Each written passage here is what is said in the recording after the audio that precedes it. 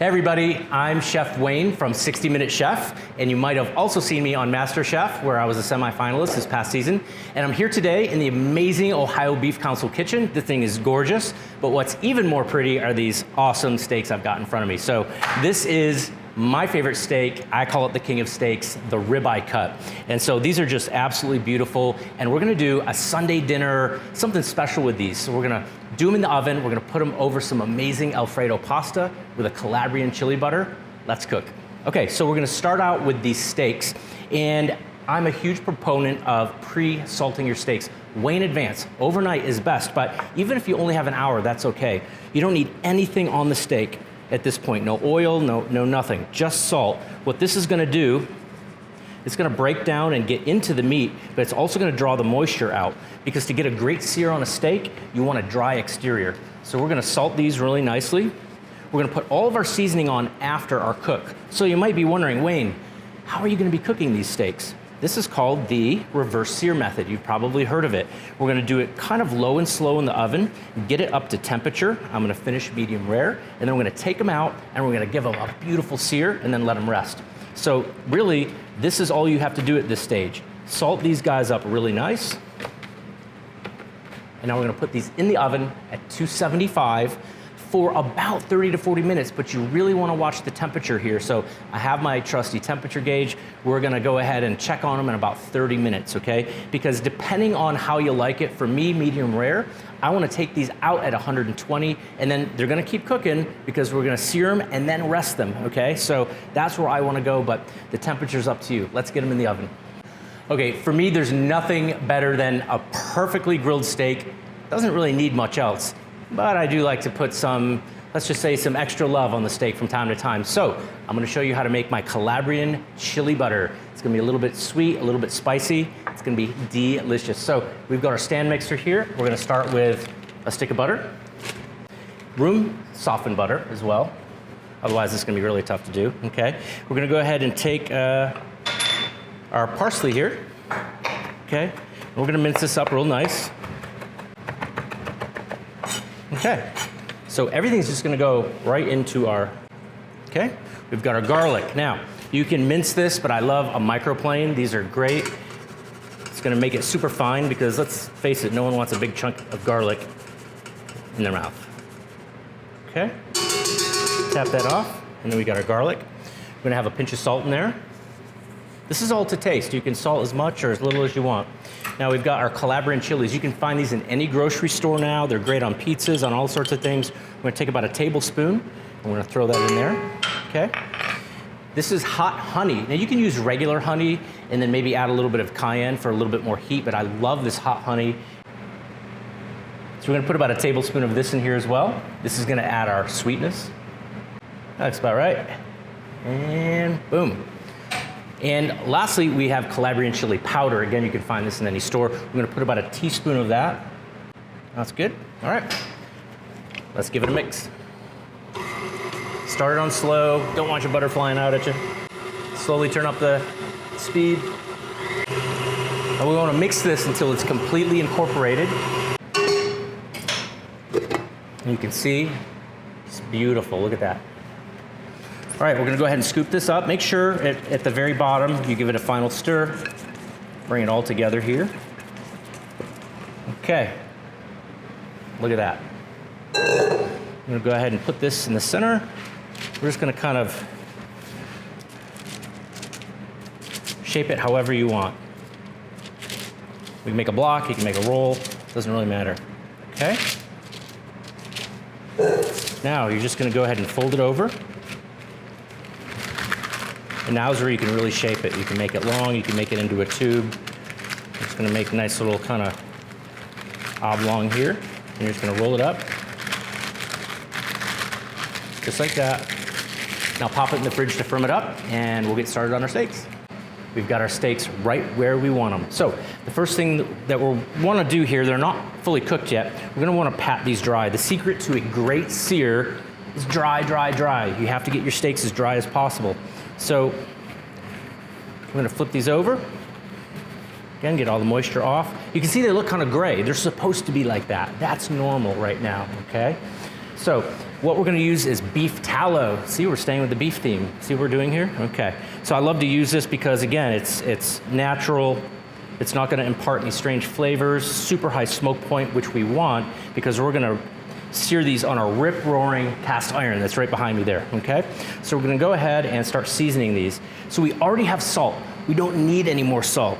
So I'm gonna use my pepper. It's a black pepper and garlic powder mix, just a little bit of garlic powder. I like a lot of black pepper on mine, so you do you, however you like yours, okay? Pat that in, beautiful. Turn it over. Okay, again, try to get as much moisture off as you can. I'm gonna baste our steaks. Beef on beef on beef. That's what I like, okay? And we're gonna finish our seasoning. Okay, that's good. Now, we're gonna try to finish this meal all at the same time. You can do this in under an hour, easy peasy.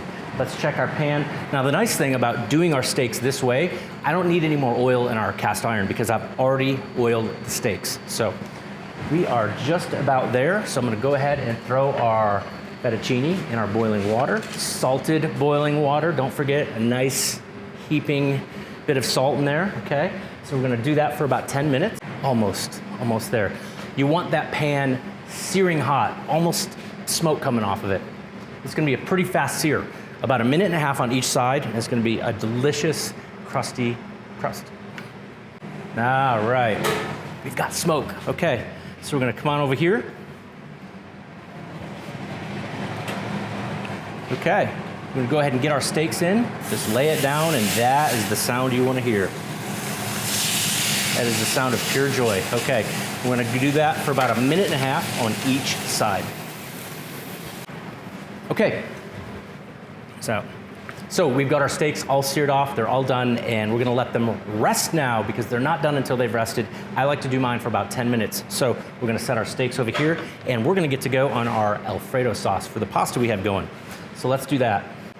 Right here, I like to do a fun little riff on a traditional kind of Alfredo. There's no such thing as really traditional because everyone has their own style.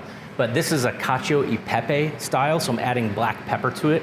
I think it just brings it up a notch, as Emerald would say. So yeah, I'm excited about this. So we're getting our pan hot here. Butter. Get that butter melting. Now I'm gonna put the pepper in right away. I'm gonna go ahead and crush up here a bunch of coarse. This is very, very coarse. Get a good bit in that pan. All right, you can already smell it toasting. Beautiful. Okay. I'm gonna get that butter melted. Check your temperatures, you don't want to burn your butter, okay? Beautiful, that's melting down. Now we're gonna take our garlic. I've got my trusty microplane here, and I'm gonna go ahead and get some garlic going on in there. Oh yeah. This is why I love this thing. Look, you can mince this stuff up on a board, lots of different ways to do it, but this is just so easy. And what I like about it is you don't get any big pieces of garlic in your mouth when you're cooking, okay? Then we're just gonna go ahead and tap that. Get all of our garlic, beautiful, okay. We're gonna get the cream in. We're gonna let that cook for another minute. We can kind of smell that garlic getting happy in the pan there, okay. Then we've got our Parmesan cheese, and lastly, some parsley. So we're gonna wait to salt this till the end because we have salt in the cheese, so we don't wanna salt it too early because if it gets too salty, guess what? You can always put more salt in, you can't take it back out. So, oh, this smells beautiful. All right, in we go here. We're gonna put our heavy cream, okay? Give that a good stir. Incorporate it, okay?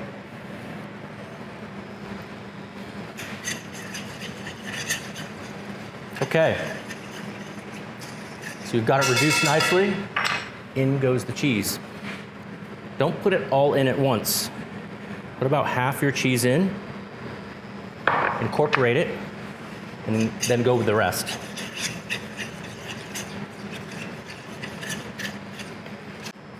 Now, once you've got all your cheese in there, you're gonna wanna turn the heat down because you don't want your cheese sauce to break, okay? Down or off. I'm gonna turn this one off. Beautiful. Right into our sauce.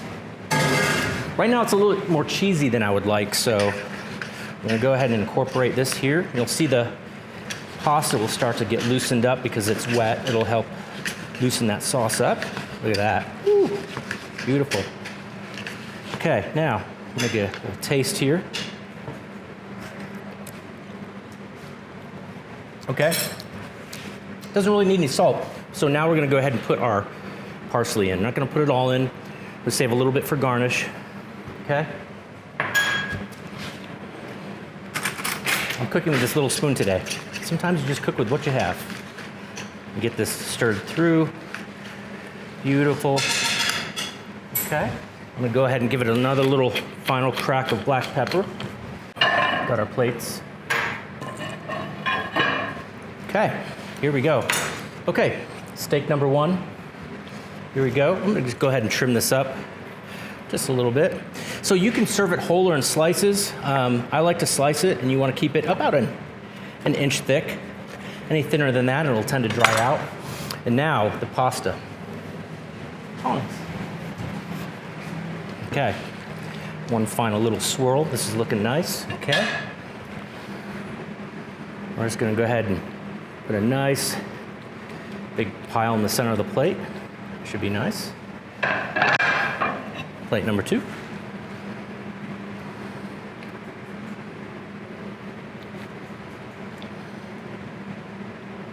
You guys are hungry, right? Okay, beautiful. Let's go ahead and clean this up before I forget.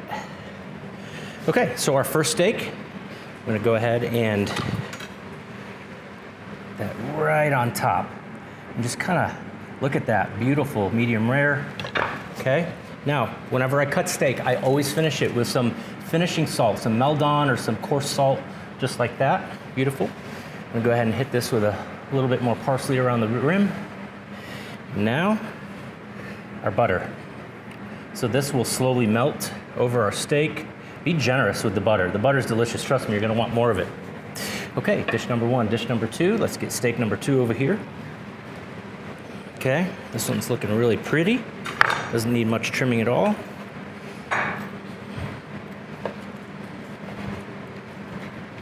Now, this is the spinalis. I'm keeping this together because if you know, you know. This is probably the most prized part of the ribeye. So I'm gonna go ahead and put that right on top there. Okay, let's make it look pretty. Let's hit it with our salt. Beautiful. Parsley. And last, let's top it off with some of that butter. And there you have it. Reverse-seared ribeye, Calabrian chili butter with a Fettuccine Alfredo. Bon appetit. To get this recipe and more, visit ohiobeef.org.